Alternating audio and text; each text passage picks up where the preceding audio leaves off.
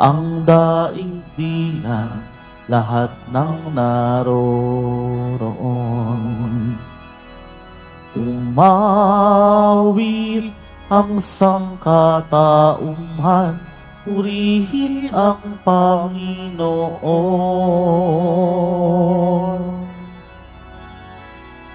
Papuri sa kaitaasan,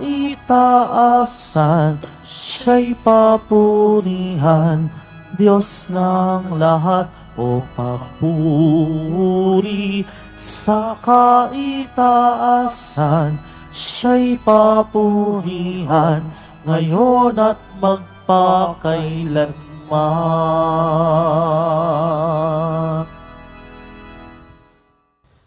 Simulan po natin ang pagdiriwang sa ngalan ng Ama at ng Anak at ng Espiritu Santo. Amen. Ang pagpapala ng ating Panginoong Hesukristo, ang pag-ibig ng Diyos Ama at ang pakikipagkaisa ng Espiritu Santo naway sumainyong lahat. At sumaiyo rin. Mga kapatid, tayo pong lahat ay nagkakatipon bilang isang mag-anak ng Diyos sa pagdiriwang ng banal na misa. At upang tayo po ay maging karapat-dapat gumanap sa banal na pagdiriwang na ito, alalahanin po natin ang ating mga pagkukulang at nagawang pagkakasala, at buong kababaang loob po tayong humiling ng awa at pagpapatawad mula sa Diyos. Sinugong tagapagpagaling sa mga nagsisisi, Panginoon, kaawaan mo kami. Panginoon, kaawaan mo kami. Dumating na tagapag-anyayang mga makasalanan ay magsisi, Kristo, kaawaan mo kami. Kristo, kaawaan mo kami. Nakaluklok ka sa kanan ng Diyos Ama para ipamagitan kami. Panginoon, kaawaan mo kami. Panginoon, kaawaan mo kami. Kaawaan tayo ng makapangyarihang Diyos, patawarin tayo sa ating mga kasalanan, at patnubayan tayo sa buhay na walang hanggan. Amen. Manalangin tayo. Ama naming makapangyarihan, pakundangan sa pagpapakumbaba ng anak mong masunurin. Ibinangon mo sa pagkadapa ang sangkatauhang masuwayin. Ipagkaloob mo sa amin ang banal na kagalakan upang kaming sinagip mo sa kalipinan ay magkamit ng iyong ligayang walang katapusan. Sa pamamagitan ni Hesukristo, kasama ng Espiritu Santo, magpa sa walang hanggan. Amen. Magsiupo muna po ang lahat. Pagbasa mula sa aklat ni Propeta Oseas. Ito ang sinasabi ng Panginoon. Humirang sila ng mga hari sa Israel, ngunit hindi sa pamamagitan ko. Naglagay sila ng mga pinuno, ngunit di ayon sa aking kagustuhan. Ang kanilang mga alahas na ginto at pilak ay ginawa nilang mga Diyos-Diyosan, at ito ang kanilang sinamba. Itinatakwil ko ang guyang ginto ninyo, mga taga-Samaria. Nagpupuyos ang galit ko sa kanila. Kailan pa sila dapat parusahan? Ang Diyos-Diyosang iyan ay ginawa ng tao, hindi iyan Diyos. Kaya't ang guya ng Samaria ay magkakadurog-durog. Hangin ang kanilang inihasik, at ipo-ipo ang aanihin nila. Ang nakatayong mga trigo'y walang uhay, kaya't walang makukuhang harina. At kung magbunga man, iyon ay lalamunin lamang ng mga dayuhan. Dahil sa pagpaparami ng mga dambana, naging daan iyon para dumami ang kasalanan ng Ephraim. Sumulat man ako ng 10,000 kautusan, ito'y pagtatawanan lamang nila. Mahilig silang maghandog. Naghahain sila ng karne at kinakain nila ito. ngunit hindi nalulugod sa kanila ang Panginoon. Gugunitain niya ang kanilang kalikuan at parurusahan sila dahil sa kanilang mga kasalanan. Sila'y magbabalik sa Ehipto. Ang salita ng Diyos. Salamat sa Diyos. Israel na bayan ng Diyos, papurihan mo siyang lubos. Israel na bayan ng Diyos, papurihan mo siyang lubos. Ang Diyos namin nasa langit, naroon ang Diyos namin, at ang kanyang ginagawa ay kung ano ang ibigin. Ginawa sa ginto't pilak ang kanilang mga Diyos. Sa kanila'y mga kamay nitong tao ang nag-ayos.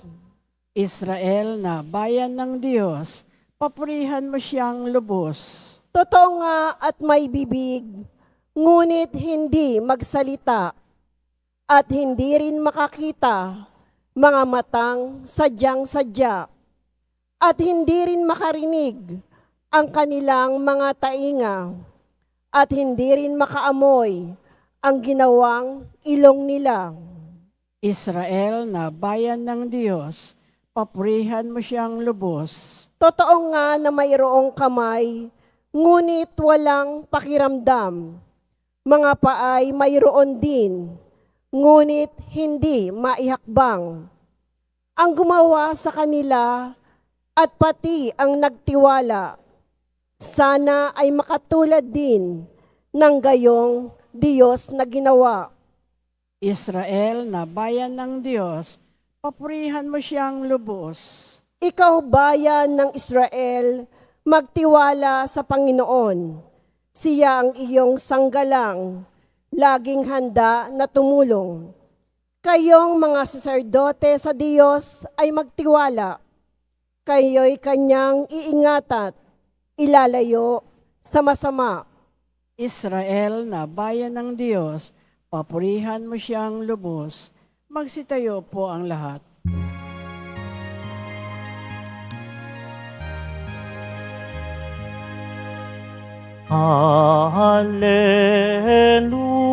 Hallelujah, Hallelujah,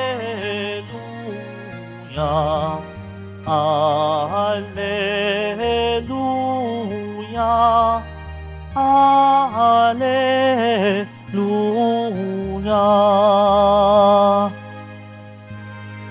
Ako'y pastol na butihin, kilala kong tupang akin. Ako'y kilala nila rin. Alleluia, Alleluia, Alleluia, Alleluia.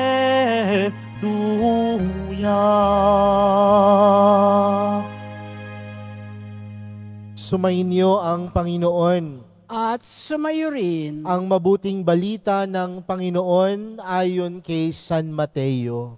papuri sa iyo, Panginoon. Noong panahong iyon, dinala kay Jesus ang isang piping inahalian ng demonyo. Pinalayas ni Jesus ang demonyo at nakapagsalita ang pipi. Namangha ang mga tao at sinabi nila, kailan may walang nakitang katulad nito sa Israel. Datapwat sinabi ng mga Pariseo, ang prinsipe ng mga demonyo ang nagbigay sa kanya ng kapangyarihang magpalayas ng mga demonyo. Nilibot ni Jesus ang mga bayan at nayon at nagturo sa mga sinagoga.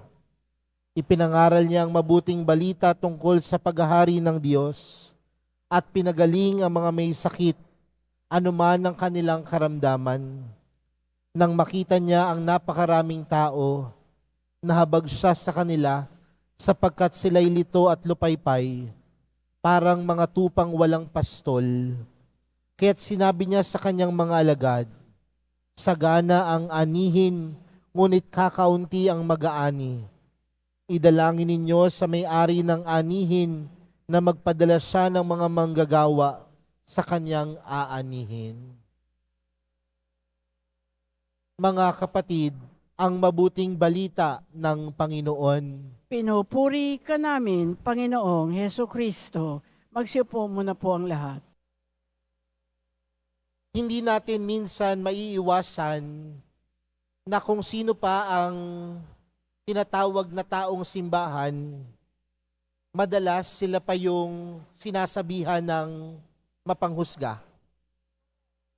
Minsan kung sino pa yung paladasal, sila pa yung nangungunang mangutya ng kapwa. Aaminin ko po sa inyo, ako po ay magsasyam na taon ng pari, at isang realisasyon lagi ang na aking nasasabi sa aking sarili, na hindi lahat ng nagdadasal banal. Hindi lahat ng nagsisimba banal. Hindi lahat ng deboto mabuting tao. Makakauwi pa naman po ako ng maayos, di ba? Pero ito po isang realidad na dapat nating tanggapin. At marahil nung panahon ni Jesus, naranasan din ni Jesus ang mga bagay na ito. Sa atin pong ibanghelyong napakinggan, ang mga Pariseyo na kilalang bihasa sa salita ng Diyos. Ang mga Pariseyong alam ang turo ng Diyos, sila pa ang unang nangutya kay Jesus. Sa atin pong ibanghelyo, napakinggan po natin si Jesus. Nagpagaling ng isang pipi. Ang pipi nakapagsalita. At anong sabi ng mga Pariseyo sa Panginoon? Siya ay kakampi ng demonyo. Siya ay kasabwat ng demonyo. Pero kung titingnan natin, ang mga Pariseyo alam naman nila ang salita ng Diyos. Alam naman nila ang kakayanan ng Diyos. Pero imbis na gamitin ito upang magkaroon ng kapwa-tao, upang gamitin ito sa mabuti, upang maggamitin ito sa pagtama o sa pag-ibig ng Diyos, ginamit nila ito sa kanilang sariling kapakanan. Kaya marahil noong mga oras na yun, si Jesus pwedeng mawalan ng loob. Total naman, gumagawa naman ako ng mabuti, pero yung mga tao sa paligid ko, kinukutya pa din ako. Gumagawa naman ako ng tama at naayon sa kagustuhan ng Diyos Ama, pero yung mga tao sa paligid ko, pinagdududahan pa din ako. Pwede siyang mawalan ng lakas ng loob. Pero marahil ginamit ng mahal na pong Jesus Nazareno na motibasyon ang pagdududa ng iba dahil kilala niya ang kanyang sarili, kilala niya ang Diyos, kilala niya na yung mga bagay na kanyang ginagawa, mabuti at tama.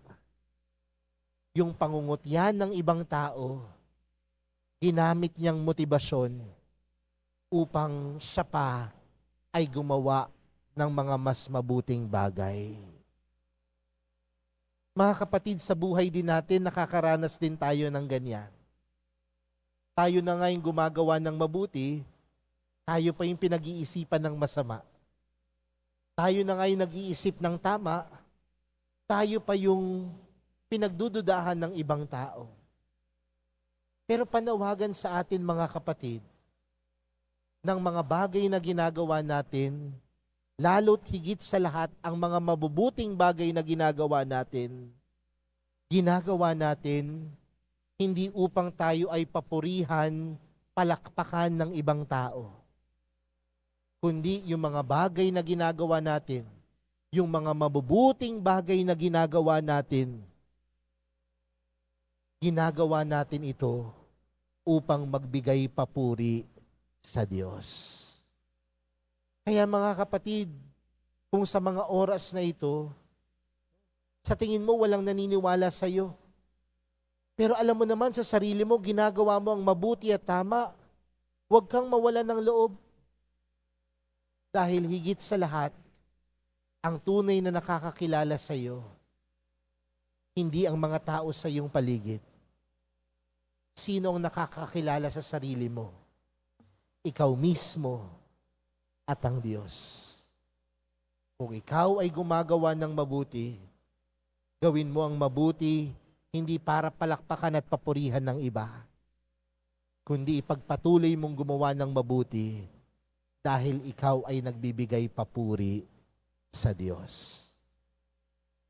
Mga kapatid, darating ang panahon, may mga magdududa, may mga tutuligsa sa atin sa mga oras na tayo ay gumagawa ng mabuti at tama. Pero huwag kang mapanghinaan ng loob. Gamitin mo pa tong motibasyon upang ikaw mismo, pag-igihan mo ang pagiging pagpapakabuti at paggawa ng mabuti. At marahil sa dulo naman ng ating buhay, sino ba ang tunay na nakakakilala sa atin? Ang sarili natin at ang Diyos. Kaya mga kapatid, sa pagpapatuloy po ng ating banal na misa, para sa araw na ito, binibigyan tayo ng lakas ng loob ng Diyos. Ang Diyos na nakakakilala sa atin. Ang Diyos na nagbibigay lakas sa atin. Na sa kabila ng pagtutuligsa ng mundo, gumawa ka pa din ng mabuti. Dahil sa mga oras na ikaw ay gumagawa ng mabuti, ikaw ay nagpupuri sa Diyos. Magbigay puri tayo sa mahal na pong Jesus Nazareno. Magbigay puri tayo sa Diyos sa mga oras na tayo ay nagpapakabuti. Amen.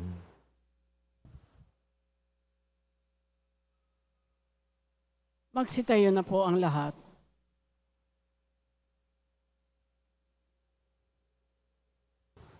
Minamahal kong mga kapatid, sa pamamagitan ng pagkapari sa bagong tipan, idinudulot ng Diyos ang mapagpatawad na paglilingkod ng kanyang anak sa atin. Lumapit tayo sa Panginoon ng ani at manalangin. Panginoon, magpadala ka ng mga manggagawa sa iyong anihan. Panginoon, magpadala ka ng mga manggagawa sa iyong anihan. Ang mga tinatawag sa paglilingkod sa bayan ng Diyos bilang mga pari, naway dumami pa. Manalangin tayo. Panginoon, magpadala ka ng mga manggagawa sa iyong anihan. Ang mga bansang sarado sa Ebanghelyo, naway maihanda at maging mga matatabang lupa para sa paghahasik ng salita ng Diyos. Manalangin tayo. Panginoon, magpadala ka ng mga manggagawa sa iyong anihan. Ang mga naglilingkod na pari, madre, relihiyoso, katikista, at laikong apostolado, naway makahikayat pa ng iba upang sumama sa kanila. Manalangin tayo. Panginoon, magpadala ka ng mga manggagawa sa iyong anihan. Ang mga naglilingkod sa mga natatanging serbisyo sa ating sambayanan, naway mapalakas natin ng loob at ating suportahan. Manalangin tayo. Panginoon, magpadala ka ng mga manggagawa sa iyong anihan. Ang mapagpatawad na sakripisyo ni Kristo, naway magdulot sa mga yumao ng kaluwalhatian. Manalangin tayo. Panginoon, magpadala ka ng mga manggagawa sa iyong anihan. Panginoon ng ani, sa pamamagitan ng aming mga panalangin, tipunin mo ang iyong bayan. Bigyan mo kami ng marami pang manggagawa sa iyong misyon upang mapadali ang pagdating ng iyong kaharian sa pamamagitan ni Kristong aming Panginoon. Amen. Magsiupo muna po ang lahat.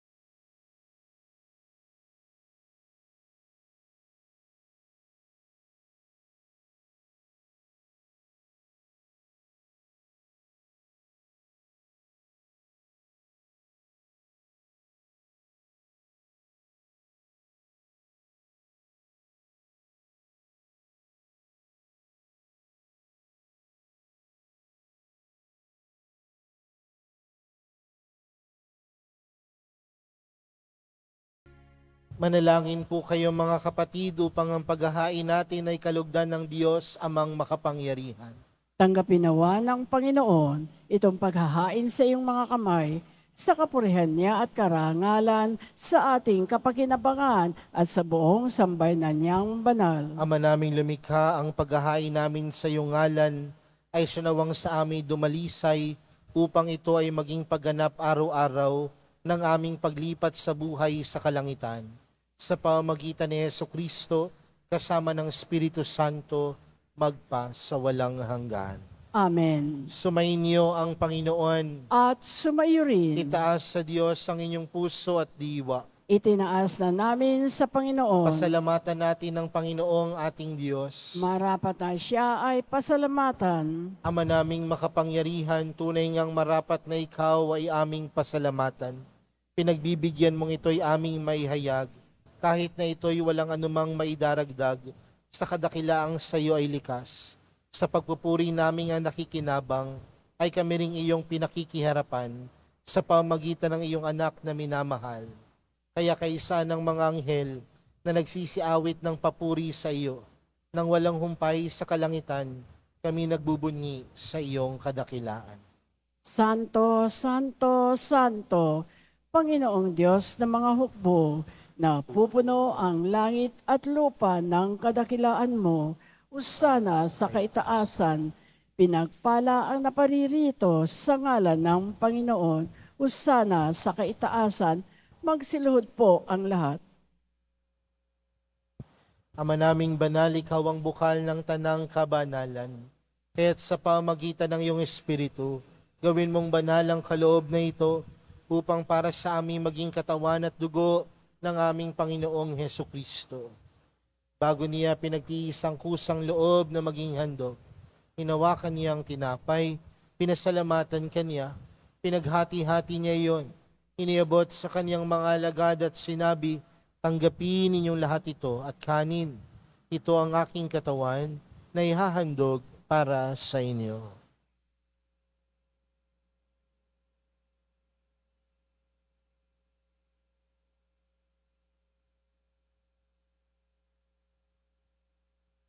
Gayon din naman noong matapos ang hapunan, hinawakan niya ang kalis.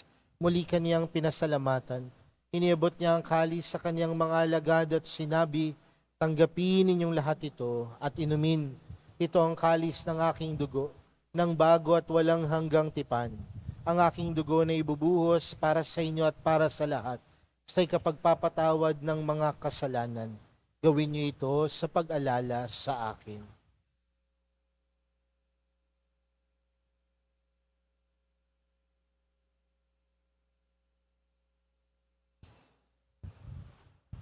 Magsitayo na po ang lahat. Ipagbunyi natin ang misteryo ng pananampalataya. Si Kristo'y namatay, si Kristo'y nabuhay, si Kristo'y babalik sa wakas ng panahon. Ama, ginagawa namin ngayon ang pag-alala sa pagkamatay at muling pagkabuhay ng iyong anak.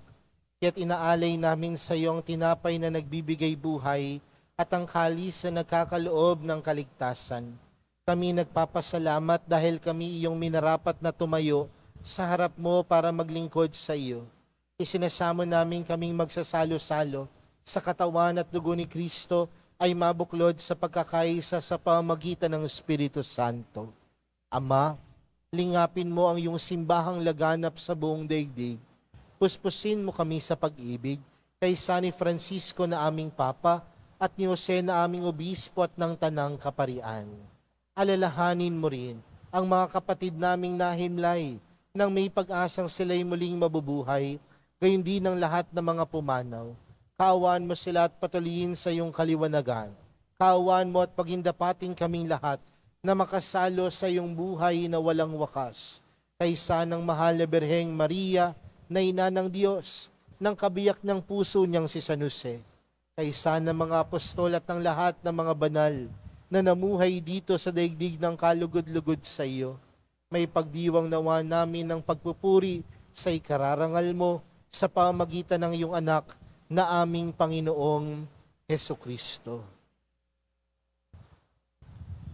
Sa pamagitan ni Kristo, kasama niya at sa Kanya, Ang lahat ng parangal at papuri ay sa iyo, Diyos amang makapangyarihan, kasama ng Espiritu Santo, magpa sa walang hanggan. Amen.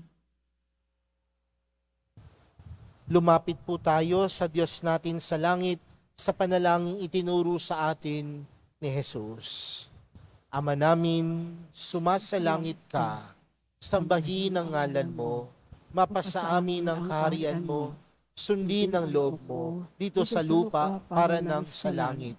Bigyan mo kami ngayon ng aming kakanin sa araw-araw at patawarin mo kami sa aming mga sala para ng pagkapatawad namin sa nagkakasala sa amin. At huwag mo kami paintulot sa tukso at yadya mo kami sa lahat ng masama. Hinihiling po namin kami yadya sa lahat ng masama, pagkalooban ng kapayapaan araw-araw, iligtas sa kasalanan at ilayo sa lahat ng kapahamakan, samantalang aming pinananabikan ang dakilang araw ng pagkapahayag ng tagapagligtas naming si Jesucristo. Sapagkat iyo ang kaharian at ang kapangyarihan at ang kapurihan magpakailanman. Amen. Panginoong Jesucristo, sinabi mo sa iyong mga apostol, kapayapaan ang iniwan ko sa inyo, ang aking kapayapaan ang ibinibigay ko sa inyo. Tunghayan mo ang aming pananampalataya at huwag ang aming pagkakasala. Pagkalooban mo kami ng kapayapaan at pagkakaisa ayon sa iyong kalooban, kasama ng Espiritu Santo, magpa sa walang hanggan. Amen. Ang kapayapaan ng Panginoon ay laging sumainyo. At sumaiyo rin. Magbigayan po kayo ng kapayapaan sa isa't isa.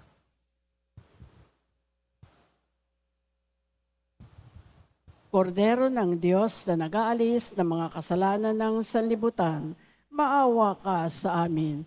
Kordero ng Diyos na nag-aalis ng mga kasalanan ng sanlibutan, maawa ka sa amin. Kordero ng Diyos na nag-aalis ng mga kasalanan ng sanlibutan, ipagkaloob mo sa amin ang kapayapaan, magsiluhod po ang lahat.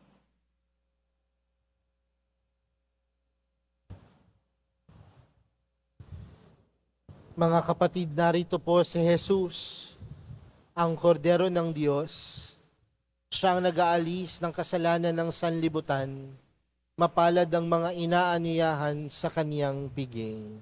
Panginoon, Hindi ako karapat-dapat na magpatuloy sa iyo, ngunit sa isang salita mo lamang ay gagaling na ako.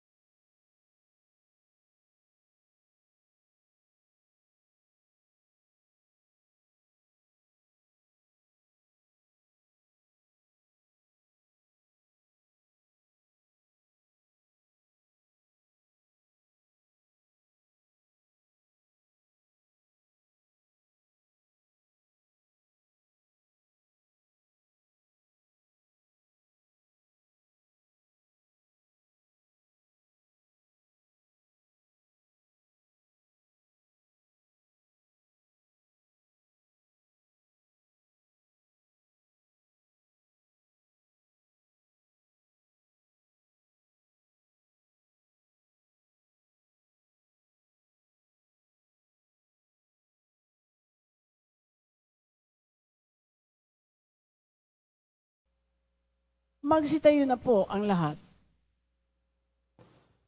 Manalangin tayo.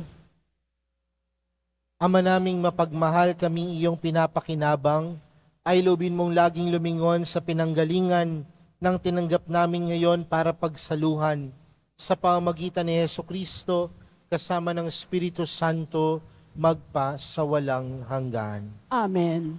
Sumainyo ang Panginoon, At sumaiyo rin. mahal na pong Jesus Nazareno. Inihayag mo sa pamamagitan ng krus ang walang maliw na pag-ibig ng Diyos sa sangkatauhan. Pakinggan mo ang kahilingan ng iyong angkan na nagsusumamo sa iyo. Makamtanawa nila ang iyong katugunan at tanggapin ang kasagutan na may utang na loob na tinatanaw. Basbasan din po ninyo ang mga daladala nilang mga imahen at dasalan. Sa pamamagitan ng bendisyon na ito, naway maalala nila ang mga pangako nila noon sa binyag na ikaw ay kanilang ibigin at paglilingkuran bilang Panginoon magpa sa walang hanggan. Amen. At pagpalain po kayong lahat ng makapangyarihang Diyos, Ama, Anak, at ng Espiritu Santo. Amen. Humayo kayong taglayang kapayapaan ng mahal na pong Jesus Nazareno. Salamat sa Diyos.